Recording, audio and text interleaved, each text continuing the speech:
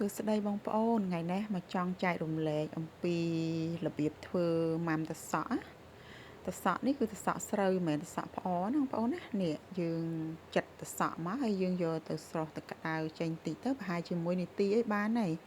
យយើងស្រង់មកយើងដាក់ត្រាំទឹកកកចោលប្រហែលជា10នាទីទៅដើម្បីឲ្យទឹកសក់យើងនឹងស្រួយឆ្ងាញ់ហើយស្រង់ដាក់កញ្ច្រែងដើម្បីវាស្រស់ទឹកល្អហើយពេលដែលយើងធ្វើម៉ាំទៅវាអត់ងាយដុះផ្សិតណាបងប្អូនហើយយើងមានម្ទេស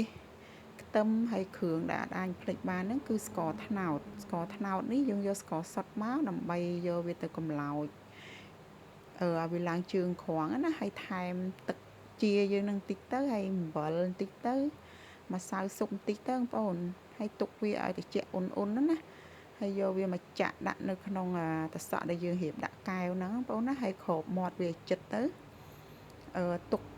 1ថ្ងៃ2ថ្ងៃអីចឹងទៅយើងអាចបើកគម្របមើលបានម្ដងនេះបងប្អូនថ្ងៃទី2នេះថ្ងៃទី2ហ្នឹងបើកគម្របមកឡើងឈ្ងុយប៉ុន្តែគ្រាន់ថាវាអត់ទាន់ជូរទេបងប្អូនខ្លះដែលគាត់អត់ចូលចិត្តញ៉ាំជូរគាត់អាចញ៉ាំនៅថ្ងៃទី2ហ្នឹងបានហើយវាស្រួយឆ្ងាញ់ដូចគ្នាគ្រាន់តែថាវាអត់សូវជូរចឹងណាបងប្អូនណាហើយបើយើងចង់ជូរខ្លាំងយើងអាចទុកវាដល់ថ្ងៃទី3ហ្នឹងគឺស្រួយឆ្ងាញ់ហ្មងបងប្អូនស្រួយជូរឆ្ងាញ់ណានេះសមិទ្ធផលសម្រាប់របស់យើងម៉ាំទឹកសក់ស្រូវរូបមន្តអាចសាកបានបងប្អូន